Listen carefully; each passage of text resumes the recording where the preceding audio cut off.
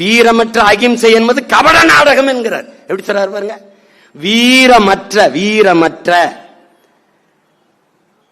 அகிம்சை என்பது ஒரு கபட நாடகம் என்கிறார்.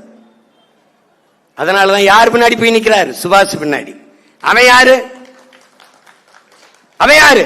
என் அன்பான மக்களே, கொஞ்சம் ரத்தம் தாருங்கள், நான் நிறைய சுதந்திரம் தருகிறேன் என்ற முழக்கத்தை முன்வைத்த வீரன் சுபாஷ்.